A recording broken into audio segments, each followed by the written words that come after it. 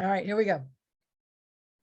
Hi, everybody. I'm Wendy Murdoch, and this is Webinars with Wendy. I am, of course, continuing these webinars, and today is Friday. Friday is one of those days where you just don't quite know what's going to happen. Usually these guys show up on Monday, but we put them on Friday because next week I only have one because I am actually going down to South Carolina to do the Sharon Davis anatomy dissection class, which I am so ramped about. And so we did 3 webinars this week because we're only going to do one next week because I'm going to be gone. Okay, so that said, today we have Sharon and Laura Wilsie. Welcome, guys. They're back for their umpteenth millionth webinar with me, which is great. I just love having these guys as guests. We kind of just roll with it. If you are tuning in for the first time, I highly recommend you go to their playlist, which is on the Surefoot Equine YouTube channel, and watch some of the earlier webinars to kind of, otherwise you kind of might feel like you're walking into the middle of a story. And today, since we we're unscripted, not that we're ever really scripted, but today we're completely unscripted. So welcome, guys. Thanks for joining me today. It's Freaky Friday. Yes, it's definitely Freaky Friday. Yeah. It was like 50 degrees this morning and now it's dropped down to like 30 and it's snowing. So there's definitely like, it's very, there's a lot of up and downs. All over the place. Yeah. But So we're getting wind, and we were 62 degrees last night. And I think I don't know what we are now, but, and then I don't know if you've been paying attention to the weather over in the UK. They're getting like hurricane force winds with, it's 122 kilometers, 100 kilometers is 60 mile an hour. So we're looking at 80 mile an hour winds over there. Yeah. And it's hitting the Netherlands. So, you know, when you have that kind of wind movement, energy is moving, right? And so never know. Oh, we can do that. So why don't you guys just do a brief intro about Horse Speaks for those who might be tuning into this webinar or watching it later and don't know anything about Horse Speak, and then we'll go from there. One thing is our first show is going to be. Well, let's just say I'm Laura Wilsie. This is Sharon Wilsie, and we're the co-creators of a thing called Horse Speak, which is based on the book called Horse Speak, the Equine Human Translation Guide. And so basically Sharon, who has a very gifted brain and a photographic memory, was able to decode how horses are communicating with each other using their body, and then how we can emulate and imitate together at the same time. Emulate. It's a new word. We're good on that. Their body language, even though we're vertical beings, being human, and we, obviously we mostly communicate with our verbal language. But when you start learning horse speak, then you begin to notice all of the subconscious gestures, postures, and signals that you're using with your body. Anyway, you're already doing it. So I just learned something that I didn't know before. You have a photographic memory, Sharon? Yes. What's the difference between eidetic, which of course Sheldon talks about, and photographic? I know it, but I don't know it enough to give a definition. Oh, okay. I know it in a Gestalt way, but not enough to do a correct. So they are two different things? There's a difference. Okay. I think there's a way that they connect, but there's a way that they're different. Oh, wow. Okay. So that's because Big Bang Theory is one of our favorite shows. And, so that's. Well, specifically my memory, there's a specific term for it, which I also don't have the term memorized. So I memorize, because of words. Memorizing words is different than memorizing events. So I memorize events, and I have a kind of memory that does, it's almost wait. It's got a very specific term to it. I wish I could. It's like pattern recognition to such a degree. So like patterns that it's kind of like a fractalization of orders. And so orders of things, systems of things, and how this system actually connects to that. So there's a system here and a system there, and there's a connective piece between them. And then as you connect the two systems, there's more things that line up until perhaps between them is actually a third system that surfaces because you've connected the two. It's a little bit like quantum physics does. I have a friend who's a quantum physicist, and we were talking about, he was like, how did you do the research that you did? And he's like, oh, well, that's how quantum physicists do work too. He's like, it's the same processing. And that's what he told me, is like, oh, that's a specific kind of brain. And I was like, oh, cool, great. But I don't remember the precise description of the brain. Well, we always knew you were special. Yeah, I have a, Well, and what like my picture of her brain is, unfortunately, I'm sorry you have something in your eye, yeah, is like it's almost like she remembers still shots. yeah. And her precision on like remembering, do you remember when he did a go away face and Yeah. did a foot stomp and then like shook it off and then went and talked to that mare? Like the exact and specific moments, it's like, it's profound to be me, which I don't have that kind of brain. And I'm like, but if it's a high energy moment, or there's a big emotion that hits me in regards to like some of these particular events, then yeah, I can remember it. And that's for most people. I think our memory really does get triggered by an emotional impact versus like moment to moment to moment. You can remember all these things. Yeah, and it's her dates and times for her, right, stuff that has to do with numbers, linear, like numbers, semantic things that most people are really good at. I'm not, that my brain did not favor those things. So I actually have I'm number dyslexic, and numbers don't appear in my head. So it's really hard for me to work. I love math, which is ironic because math is logic.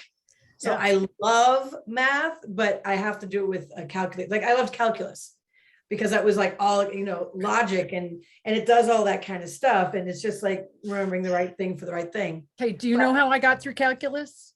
How? I failed most of the tests. I think I got a B, and I went to my prof and I said, I can't do this. And he said, all you have to do is actually do the work on the final, and your grade is only based on the final exam. So my boyfriend at the time crammed me on just doing it, not trying to figure out how it works. And I did, and I quit.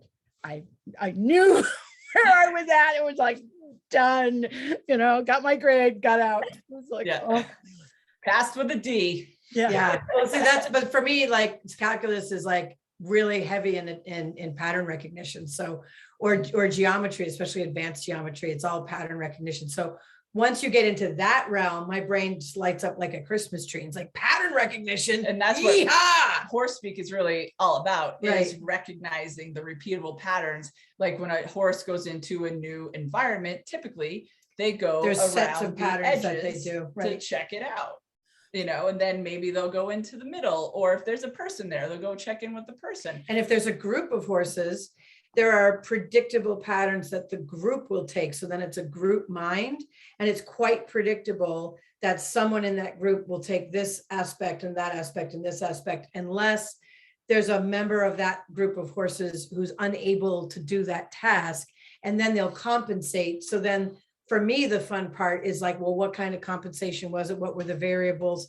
How did they compensate? Why do other groups with that similar arrangement compensate in a similar way? Do they do the same kind of reaction to the variable? And if they do, so there's an if then, so if they do, then what would we find useful in that knowledge so that we could interact in a helpful way? Because the bottom line is, yeah, I love solving riddles and puzzles because I just like to sit in my head and go, wee, but that's not necessarily helpful to other people unless I can bring it down to a small place And involve say, others. and involve other people and say, so you can go to Boogeyman Corner and go, phew, and that should help. And when and like the reasons why that should help, there's lots and lots and lots, but most people don't care. They just are like, I just want my horse to feel better. So having a few simple patterns that people can see happening, like we have our academy now. So the first level of the academy is just teaching people the basic patterns that you're going to see, typical things, what we call green zone interactions, which is a horse that's able to have pretty decent interactions with the person. And these versus are the red zone, which would be a shutdown horse. Which would be a shutdown horse, which somebody said, can we talk about a shutdown horse? So then you're going from, that's like using language to speak to someone versus using language in a therapy setting like a suicide hotline or something like that. You're using language, but you're using it in a very precise way. Which there's patterns of communication when you're dealing with a traumatized person. Exactly. And words that you want to stay away from. Right. So dealing with a red zone horse is a bit like being, using social worker language or therapy language, because you're dealing with a horse that can't hear you otherwise. So there's really specific patterns for that, which tend to be very successful. So even a person who doesn't have a lot of the horse speak language under their belt, they can learn a few key things that I've been able to figure out is a way to go, whoa, whoa, whoa, horse, I'm here for you. I want to listen to you. And that in and of itself, in most cases, not all, but most cases, is enough for the horse to stop and say, really? Great. So let me just see if I can kind of put this a bit together. So your ability to have a photographic memory where you literally have like taken snapshots of what you've seen horses do has allowed you to create almost a card file that you've then organized into repeatable patterns. And so it's by saying, okay, I have 100 pictures, but I've seen 10 patterns, and I'm going to put the pictures into those 10 patterns. And oh, look, I have 5 over here, but this one's in 2 patterns. And so you've been able to categorize it and then look at how we can express what the horse is saying or what we need to say to the horse based on what you've seen the interactions on these card files that you've organized. You got it. Indeed. Awesome. Yeah, that's really cool, because that now, like I've known you guys for a long time, but we haven't had this particular conversation. So that really helps understand, like, you've told me how you got here and the things you did and what you watched, but this is a different level of understanding of how you've been able to create this process. Right. Because most people, I teach a lesson and I walk away and it's like, it's gone. I did it. It's done. Somebody might remind, hey, that lesson you gave me was the best lesson. It's like, good. Yeah. Great. And I remember patterns of what I taught, but I don't remember people and horses and individuals that I've worked with. That's my problem, is it's once I'm done, it's gone. And if I don't have, something to like bring it back, I'm on to the next thing. And that's why it's for Sharon, it's important. And I've been really trying to do my best so that I'm staying present in the moment and watching and listening and dissecting as much as I can take in, as fast as I can take it in, because being in the moment with a horse, things are happening so quickly. And that's where Sharon is so gifted to be like in it with her, but she needs to talk about the experiences for her to then work with the filing system that she has in the categories, and this happened with this personality of horse and this type of person. And then you throw in like the variables of the people, and then that's a whole thing, because then you have to look at the person. How is their body posture? What are they doing with their hands? So then how do you mold a person into being able to mold in their personality and mold it with their horse in their personality? Right. And both the horse and the person have a set of experiences. So I've also branched and try to understand the most common types of horse training, the most common things, like the typical thing, I would say the top 20 or 25 systems of riding and horse training that are out there. I have memorized. I'm not an expert of any of them, but I have them memorized, so that if I encounter someone that's like, well, I did, I did cattle rides in Arizona, or have someone else that's like, I do this specific kind of dressage, and I went to France and I learned it there. I'm able to go, I got it. I gestalt, I get the brunt of your experience, or the brunt of this horse's training experience. And from there, we can deconstruct and reconstruct. And that's also because the horses I was working at the rescue, there was about 100 horses there at a time. And we had every kind of horse come through there with all kinds of backgrounds and training. So that motivated me to learn about the kinds of background and training, because you'd see behavior coming out of a rescue horse that was really traumatized. And what's the trauma? What's the training? And does this training system have some inherent, bad juju in it that produces that kind of trauma? You know, what's the benefit of that training? What's the negative of that training?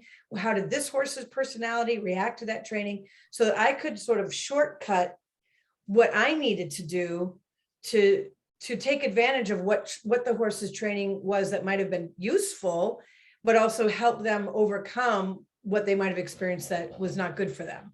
Does that make Yeah, sense? you know, that's really fascinating, because I always say that for everything that we do, there's an upside and a downside. And if you Right. don't recognize what the downside is, you could easily think, oh, this is really great. It's great for my horse, but it might have flipped over to the downside.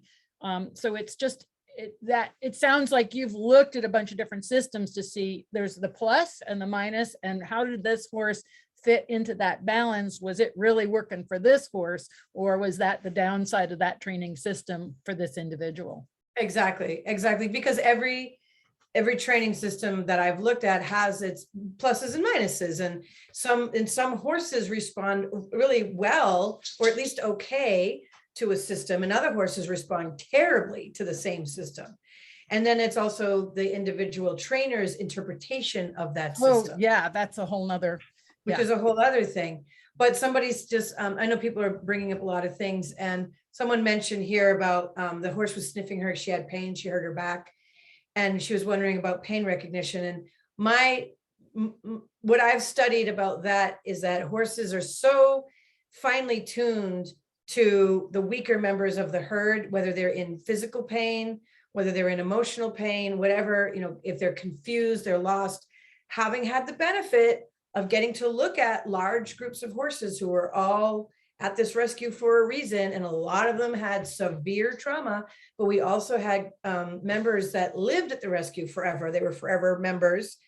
And they happened to be elders and mentors. And so it was an incredible an ability to study, and watching how horses work with wounded members of the herd and try to fold them in or put them into a protected position and set them up to have a learning curve or a healing experience, and how they would sniff them, how they would protect them. Or if two members that were both suffering in some way couldn't help each other, they would just fight with each other, or just not go near each other. Like, I can't help you, you can't help me, so we can't even be near each other. And then you get two horses that can't settle. Right. They're like bullying each other, but they're really like, I don't feel good in my body. I don't feel good in my body.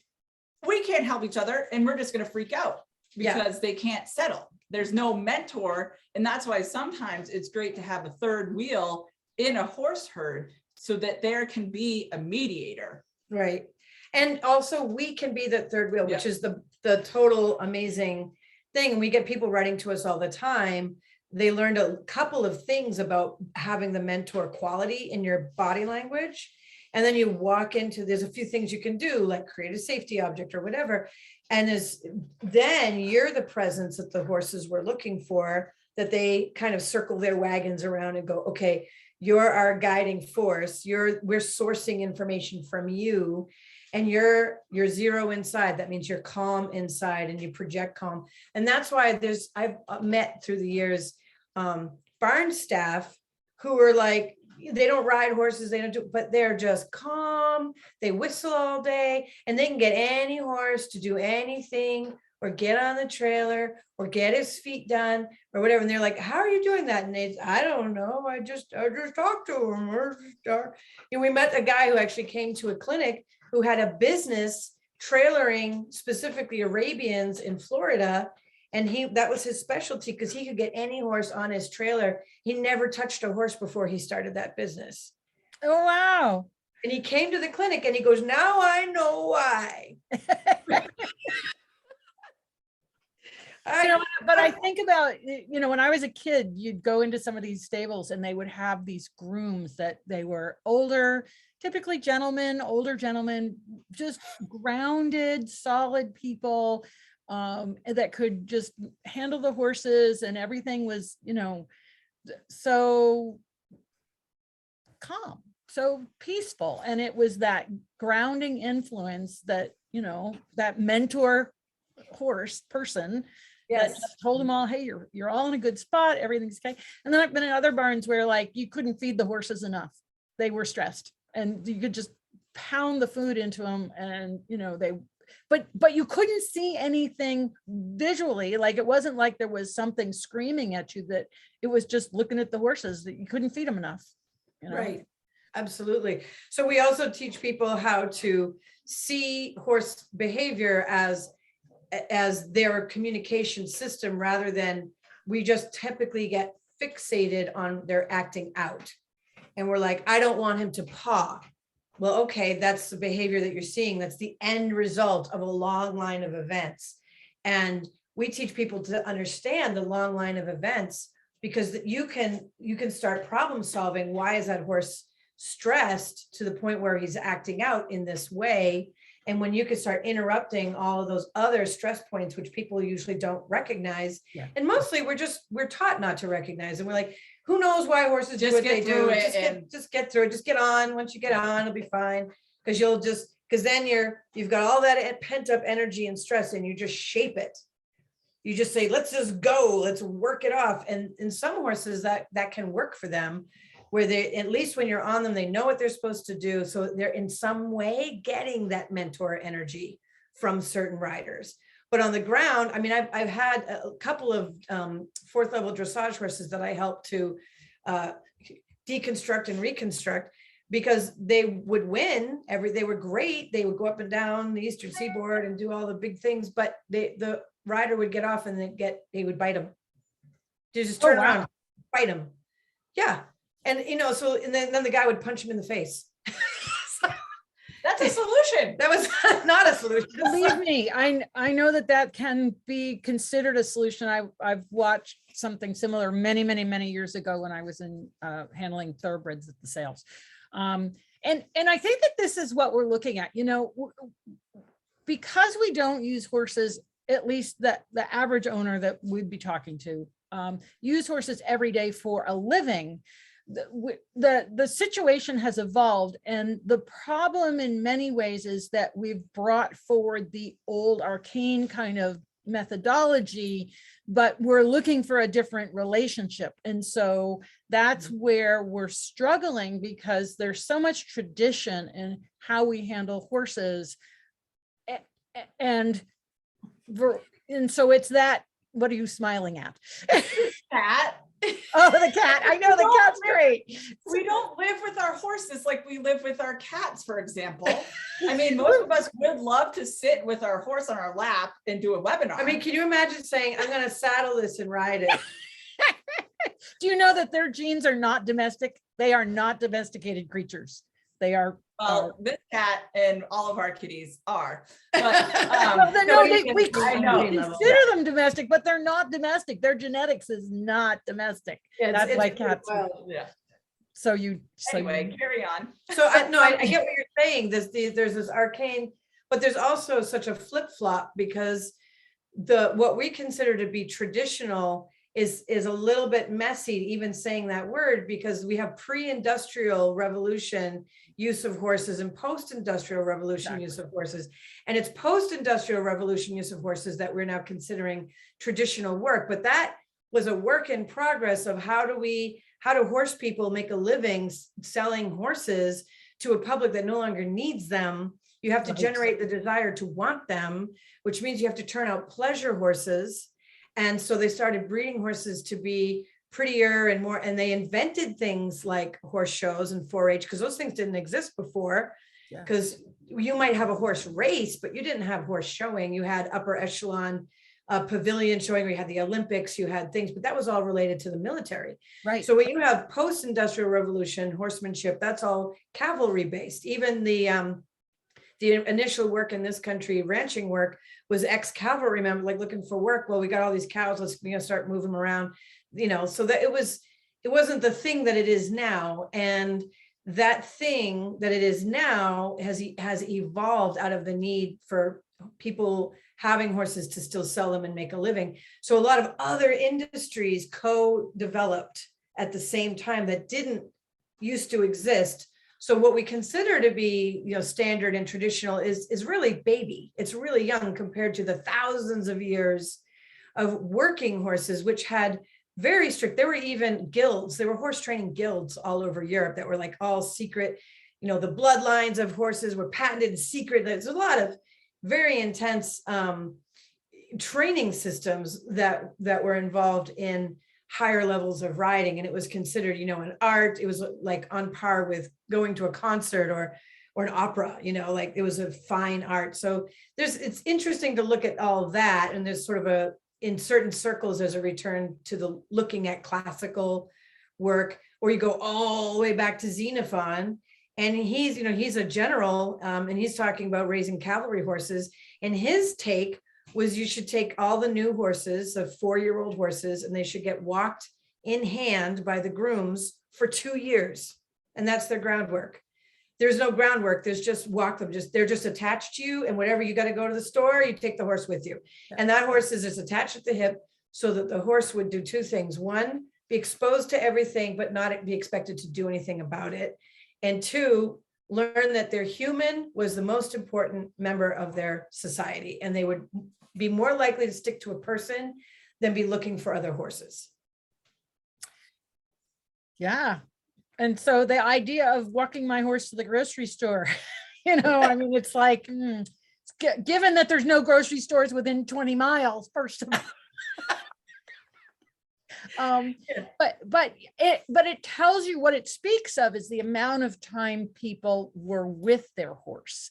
And that's one of the major things that we're lacking nowadays, is that we're not with our horse 8, 10, 12 hours a day. We're maybe with our horse an hour a day or 2 hours a day, and maybe not even every day. And so the whole social structure of the human horse connection is so different now. And so, it just brings up so many things that we're looking at, and how can we as people be able to have that level of connection with our horse without having to quit our jobs, right? Without having to spend all of our days at the barn, or have our horses in our home. Right. So that's where things like horse speak can provide sort of a shortcut, if you will, to the years and years and years that other people would have gone through. Starting as little kids, they would have grown up with the horses, they would have been around them all the time. How can we shortcut that process and achieve that kind of relationship? And that's really what Horse Speaks does, is it gives us these tools to communicate. It does. That is exactly it. It is the way to, we know when Joey does this, he wants that. When Joey does this, he wants that. And we know that because of living in the space together. And he's nonverbal. We've tried our best, but he's still nonverbal. And, so if he knocks something off the counter, that means I want food. So we know that because of figuring it out. But like you said, we're not living with our horses. So they are doing behaviors, and we're like, I don't know what you want. I don't know what you need. I don't know why you're so stressed out. Aren't we having fun? I was having fun. Aren't you having fun? And the horse is like, this is the interesting thing. So far in all the work that I've done, I've discovered that horses do unless they physically can't. So unless they have something actually wrong where it's causing them pain to be ridden or to drive or something like that, they like it. They like doing stuff with us. They like having us be proud of them. They like having a job to do. They like feeling sort of entertained, they got something to think about, but they want to be able to pay attention to the job and not feel also like they have to be the protector of their human. And because of how horse systems work, they have an either or in their head. So if there's 2 horses I've never met, and you throw them together, one of them's going to be the protector. And let's say both of them can't, they're not that member of the herd, then they'll chase each other around all day trying to hide behind each other. Oh dear. Right?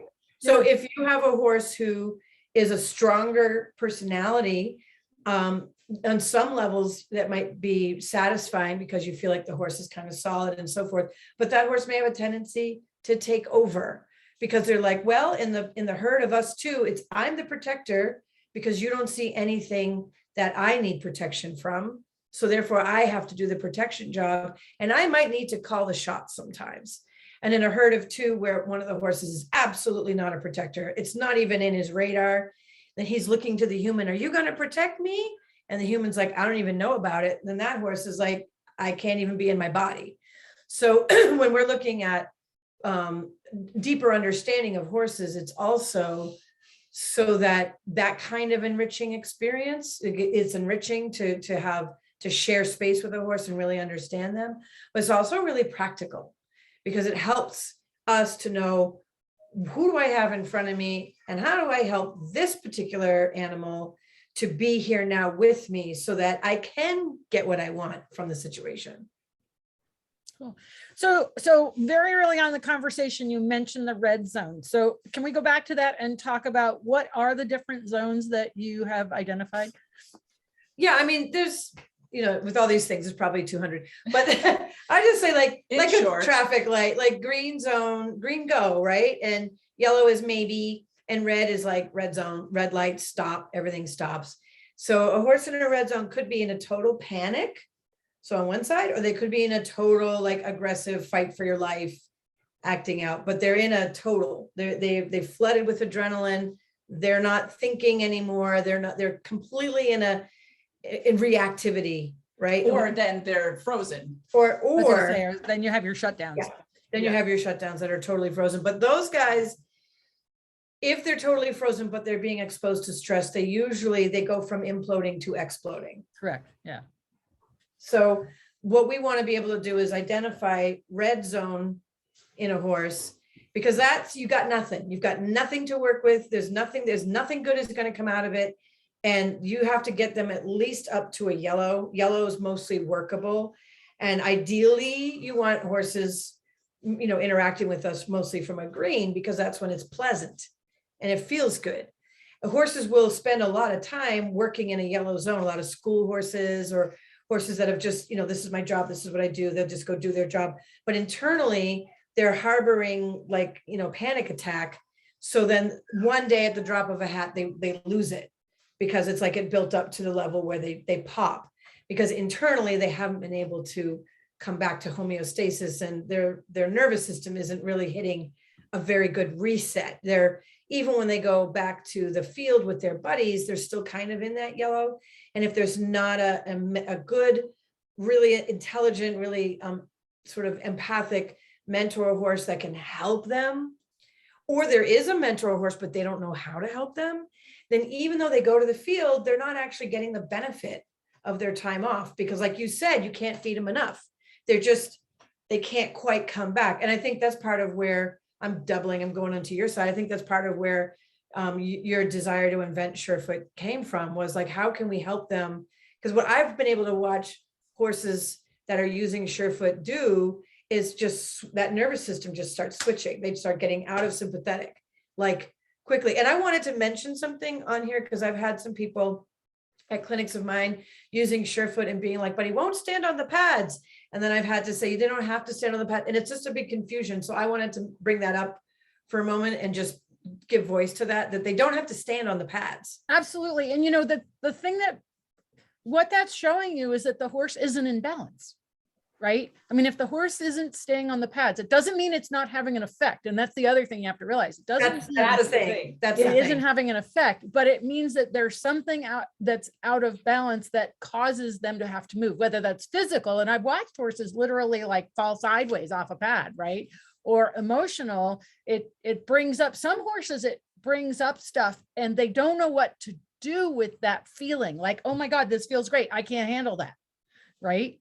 Or mentally, I always talk about the 7 F's of why horses walk off, and it's flight, right? They get scared, fright, flies. That's a big one, right? Falling, following, they walk off because you've moved and they're like, oh, where are you going? And finished. And there's one more I've forgotten in there, but the point is that to catalog, wow, that horse moved off. What is his response after he moved off? And can I see some cause of that? Was it that his buddy hollered and he went, oh, where's my buddy? Or was it that he just simply, fell forward? And the whole idea with Surefoot in that regard is for us to become better observers, to notice these things and go, wait a second, maybe my horse really, I thought he was in the green zone, but he really isn't. Or right. The way I presented it, put him a bit in the yellow because I'm not neutral enough right. in my presentation. I have too great an expectation. And so that's where I know it's really hard for people to allow the horse to move off, but that is the point, that if he moves off, he is out of some type of balance. And it's our job to then go, wow, that's really interesting. Do I see any of these F's that, the flies, or maybe he, got scared when he touched, he went, whoa, or, he just followed me off because I moved away. And when we can start to recognize the potential reasons or the causes, then we can start to evaluate. But, I've seen horses that literally didn't stand on a pad, like touched it and moved off and had complete and total change. Like, that's the thing. I've seen that too. My horses have done that. I have a few horses that will stand on it, and you have to say that you need to be done now. Yeah. You have to come off the pads. And I have other horses that will touch a corner of a hoof to a corner of a pad, boom, whoa, and then walk away and like shake all over. Yeah. Because as you've said, their brain is built differently than ours. Yeah. And, we just, there's sensory movement creatures, and that foot is a sensory organ. And so, we don't know. I mean, this is one of the things that for this whole time, what is it that is causing that kind of a change? How is it that happens? And we don't have a good explanation. The beauty is we don't need it, right? Mm-hmm. It's like calculus. We didn't know how calculus worked for a long time. We just used it. And then when we tried to figure out how it works, that's where I got all those F's. Was in the theory. I couldn't do the theory, but at the end of the day, I could do the test and do the calculations, and it doesn't matter at this point why. We just know it does have an effect. Yeah, it's evidence-based research. Yep. Right. And what you're doing as well with doing Surefoot is studying, you're observing, you're looking right. at pattern recognition. Right. You're looking at the horse before and during, how are they moving and after. Yeah. So you're trying to put in all these variables, and just like everyone's an individual. Yep. So each horse is going to have, maybe they have their hock is sore versus another horse's stifle or what have you. It's like, there's so many variables, and in Horsepeak, that's what we're trying to put together as well, is all these variables. So we can give you so many tools to be able to try something. And in the variables, there's the red, the green, and the yellow zones, and you do different things with different zones. And then again, throwing in the variable of the person. Right.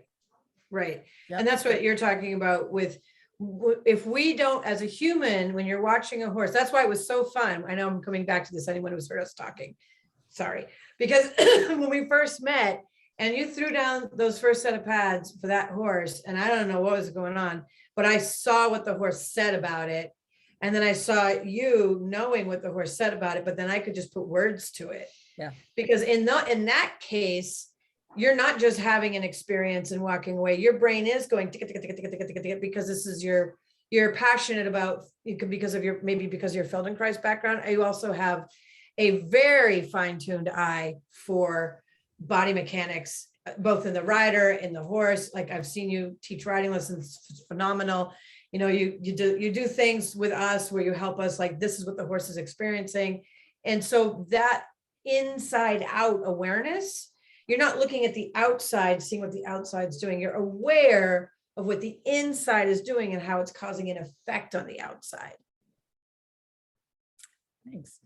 Yeah, and that's also, I just wanted to say more praise. Yes. The other thing with your glasses that you've created, like to be at the Equine Affair and notice the huge change with the horses, with the rider, with the glasses with those glasses versus not wearing the glasses. That was profound. Right. And those with an untrained eye, I would assume could see the difference. Yeah, that was the look-up glasses. And, it was so fun because poor Brad didn't have a clue what was going on. And this tsunami of people went around the corner and bought out the glasses in 5 minutes. And he was like, what happened? I wasn't done with my demo. I was still teaching. Oh, no kidding. That was really fun. So somebody says it's helped me not to be attached to whether the horse steps on the pad, because I think when we get hopeful that he will step, that's when we lose zero. Yeah, you're absolutely right. We can't help it as people to have expectations and desires, and we want our horse to feel, we want our horse to be relaxed. We want these things. However, sometimes our intention of over helping, if you will, or actually gets in the way. And it's, you know, it's so much easier for me to work with somebody else's horse because I'm not emotionally involved and I can just step back and observe and then, yeah, point it I out. think that it's so true, because we do want the best for our horse, especially when it's our horse, and then we get in our own way. Right. Because we put too much expectations on a horse, that our horse versus a horse we just met for the first time. And we're like, hey, I'm here to help you out. We just met. It's all good. And they're like, you're great. Yeah. And then that's where the unfortunate part is, like, the owner sometimes be like, my horse likes you better than he likes me. And it's like, well, we're neutral territory. Like, we don't have all your experiences. So he's like, you show up and hey, you're cool. Yeah, I want to hang out with you. Right. No, I've heard people say that too with Surefoot, and it's just simply that we don't have the emotional attachment to the horse, and they know it, right? You can be in that very zero, very neutral place. And in fact, sometimes it's almost better to I'm sure with horse speak too, is to work with someone else's horse where you don't have that emotional attachment. So you're not kind of carrying forward unconsciously previous history, baggage, whatever. Right. You know, it's a clean slate and you can go, okay, well, let's see what happens when I do this. Oh, that happens. If I do this, that happens. Okay, cool. Right. Yeah. As opposed to the expectations that we have. And I'm just as guilty as the next person on that one. You know, I mean, it's just human nature, you know, and we're females. So we have that mothering instinct. And then we have a picture like, this could be really good for you. If you just step on this pad, you're going to feel so much better. I've seen so many other horses do it and they have a profound change. And I want that for you. And they're like, I'm not doing that. Thank you for the offer. I can't. Yeah, no, it's absolutely, you know, because it's true. So, but you know, it's all good. It's all good. It's all good. I think, well, speaking of pictures, I think that's a really important, we don't talk about that, we don't talk, but I think we all know about it. That one of the things that gives us an advantage is I have a picture in my head of what green zone looks like, feels like, smells like, acts like, and inside myself, I see whatever the horse is doing in front of me. And I look past that red zone stuff or that frozen stuff or slushy stuff. And I'm like, inside of you, there's a green zone, and I can see it because all horses want it. Yeah. I know that horses don't want to be stressed. We have another cat attack. I know horses want to be, they want to be happy. They want to be content. You see that when you step up, I watched you step up to all these different horses that you don't know, or horses with riders on them. And in your mind, you're like, you're going to like this, not because you have an emotional attachment, like you're going to like this, but because in your head, you're looking at the horse and you're already, because of your ability to see and anatomy, you're already going, left hind, this, let's try this, let's try that. And it's like that clean, neutral place, but you're also holding the potential in your mind. So rather than an agenda, which is it has to look like this little piece in order for me to know I've succeeded, when you hold a picture of potential, it's like, in this ballpark, you know, if we arrive in this ballpark, anything in that ballpark is going to be a step in the right direction. So we're looking at the potentiality of a situation instead of an agenda mind, where we can get into a fixation on it's got to look like this, or I don't know that I've had any success. You're the best at gray zone versus it's black or white, you know, so that's where you are able to not have the agenda, but you do in a way have like a plan, but you're not attached to your plan. And I've seen you go so quickly into the direction of like, okay, horse, you need to go over here. And then how can we help you give the picture to kind of get you back over here? And it's, you know, it's my turn, your turn when you're working with horses. And yeah. And I think that's a really good point, is that and I know for me, when I'm teaching riding, I see what the rider has the ability to do and don't get caught up with what they tell me they can't do. Right. So riders want to tell me, but you know, that I always ask them so they get it out of the way. Right. But it's recognizing that what they're telling me really isn't what's going on that's going to make the change. And so I just go over here and show them, hey, you know what, this is really actually quite easy and you can do this. And then they're surprised in so many ways that they could make that shift. But it's that same thing with the horses. It's like, hey, yeah, you're over here, but I really know that you could be over here. How about giving it a shot? You know, That's it. Yeah. That's it. How about giving it a shot? And we have the awareness, and this is for anybody listening. Like if you can create a bubble of potential in your mind's eye about potentially, rather than I want you to feel better, and that secretly has an image attached to it. yeah, Like the angels are singing and the sun is shining, and you know, all this is very specific ideas in my head about what that will look like. And what we're coming at this from, because we have so many horses that we work with, is that I'm looking at a horse going, you could end up anywhere in this space, and anything in that space is going to be a good deal for you. Yeah. And it doesn't have to look like any specific thing. It doesn't need to be precise. I know you're going to achieve something valuable for yourself. So for people who are here on the panel, when you're thinking like, okay, in my mind, my human mind, I want it to look like this. I'd like to go to a show this summer, and this is me with the smile and the blue ribbon, la, and everyone's clapping. And then there's drinks afterwards. That's ta-da, I've arrived. And that's my personal picture. And the horse is like, I can't get out of the stall. So Let alone get on a trailer. I can't get in that big giant cave you call a riding arena. Because like my personal picture, for instance, my horse, this is a personal story. My horse decided that the riding arena, we rode in it one day. It was delicious and wonderful and amazing. And it was just beautiful. And we went in, the next day I went in with like, we're going to do that again. And he walked in the next day saying, I tried it. I've decided it's not for me. And we're doing of course, he taught me horse speak. So he's teaching me another level of horse speak. Because just to throw it out there, we just moved our herd of Right. 5, probably 8 weeks ago, almost to the day actually. And so We're in a brand new place. The whole herd moved to a new naked property that had smells of other horses, including a stallion, but all those horses are gone.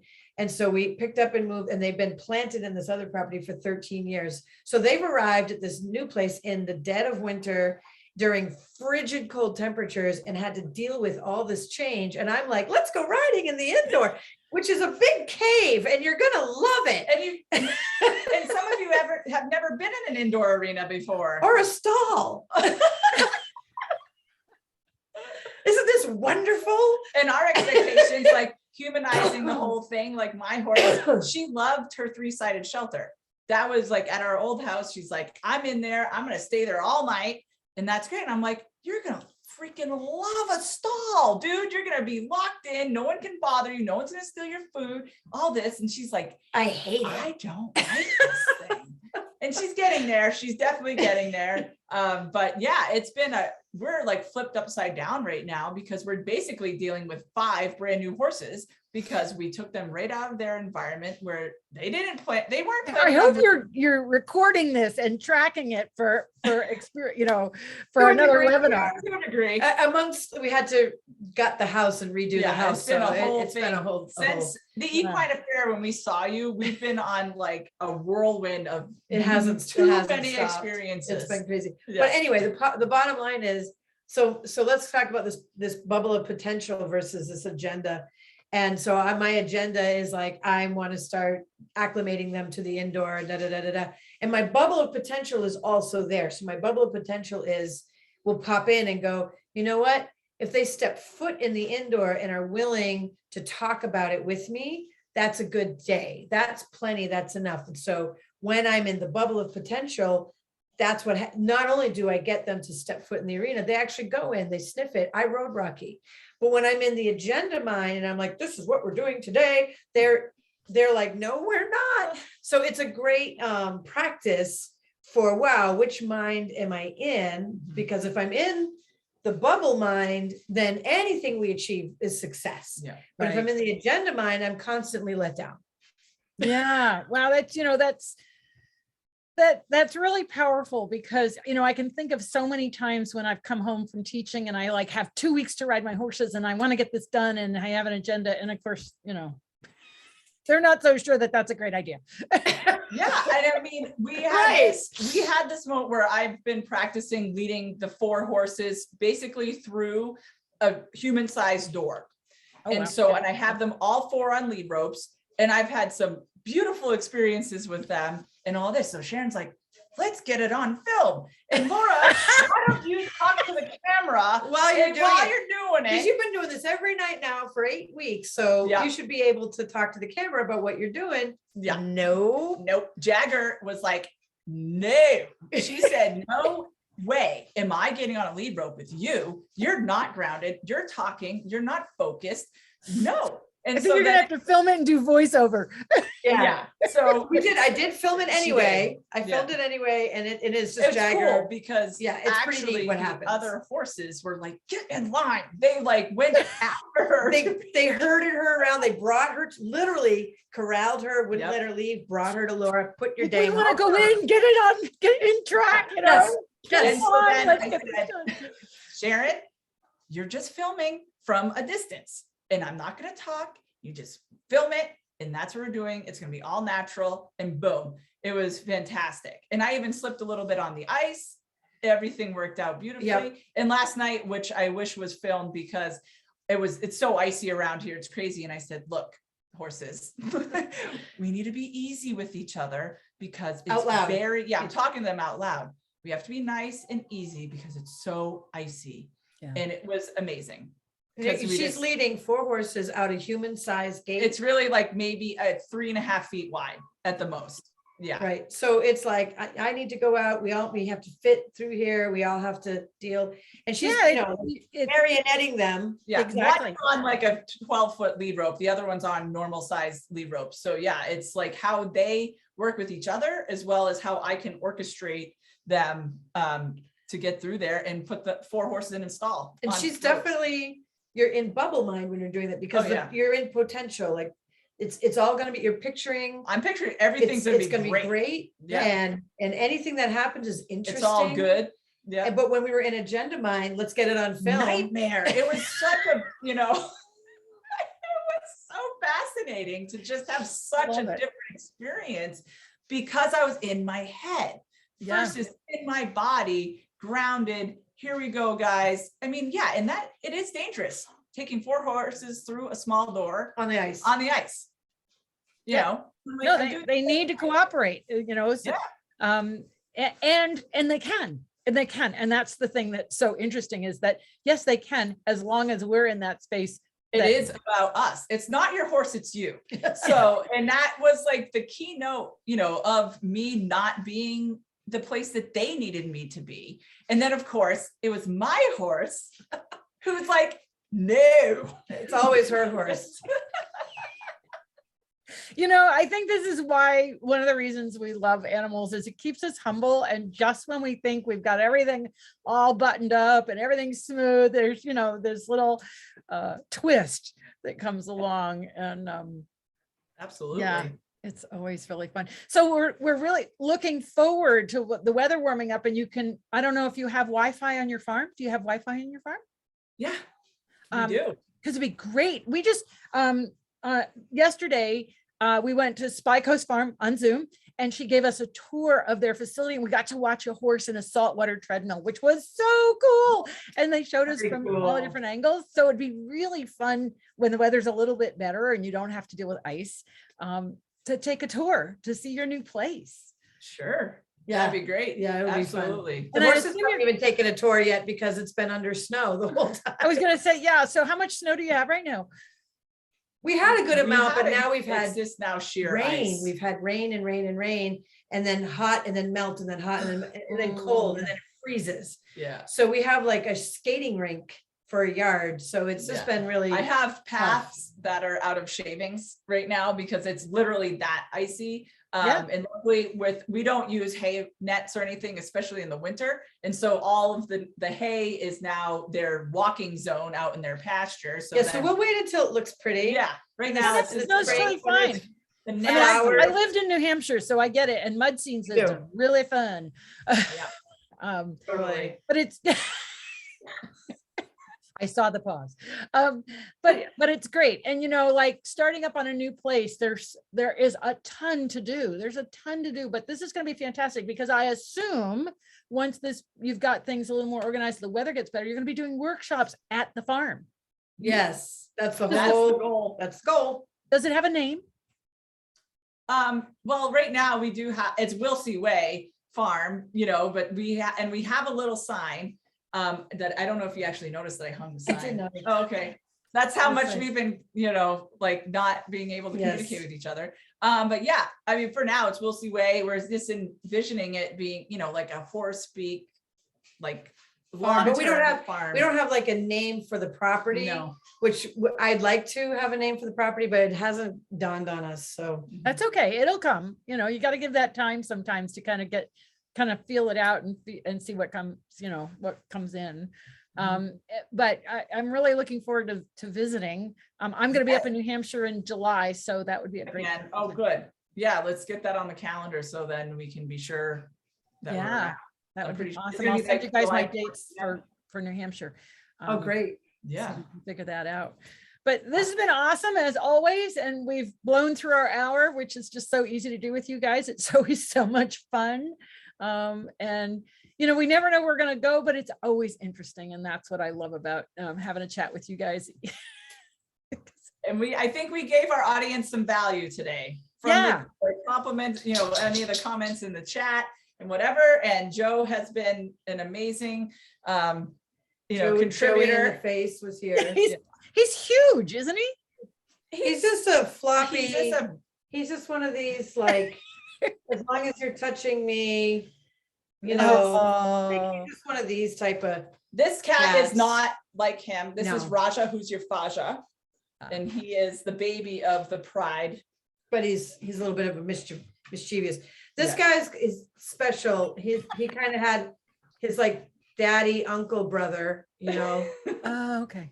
So Yeah. he's special. He Yeah. is, but he's adorable. He's really. Oh He's yeah, adorable. it's great. He's the alarm clock, 5 a.m. Oh, yes. No, I have one of those that does micropuncture, Yes.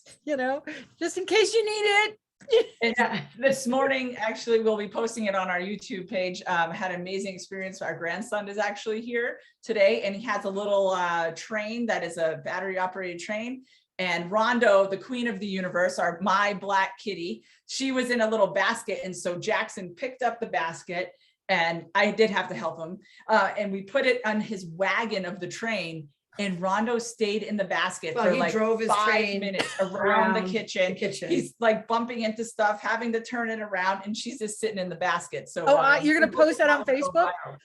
I'm gonna post it. I just haven't had time yet. We've had some things going on today. And so, let's see, Marley said, thank you. Potential mind is something I will work on. yeah, Yeah, I think everybody probably can do it. I think if you've done anything with animals for any length of time, you've learned that it doesn't serve you to get too stuck in an agenda because, of everything we've said. yeah, But just having a term for it, like that's one of the beauties of being a human being is we can have these discernment. yep, And so having a term to create discernment and then say, aha, what we mean is this versus this, it just gives us a better way to internally manage what's going on. Because if you just otherwise you're just kind of shooting darts, either like some days it works, some days it doesn't work, and I don't know why. Mhm. So that's And the fun to other come up with terms. beautiful thing is like, because we have this mind that every day is a new day and every moment is an opportunity to make a change, to notice, like, I'm going to try this potential mind today and see what happens. Mhm. And we're free to be able to do what we want when we want it and do our best to stay in that gray zone, because that's where it's going to keep us like in that potential mind. Because as soon as we get in that black and white thinking, trying to film the thing that is going to look great for our audience, it's, that's where we're falling short. And then it's really funny. So anybody who's ever been in production, there's like a 30-second of what they call hero shot rule.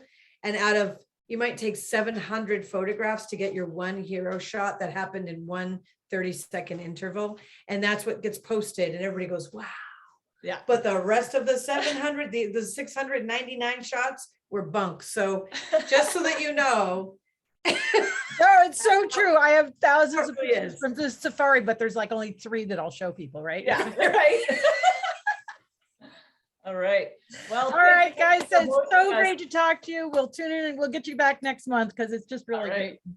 See what you're doing and have a great weekend, everybody. Thanks for tuning in. And just remember, you can find this and all the other webinars on the Surefoot Equine YouTube channel. Have a great weekend. Okay. Cheers, Bye-bye, y'all. Be guys. well. Bye. Yeah.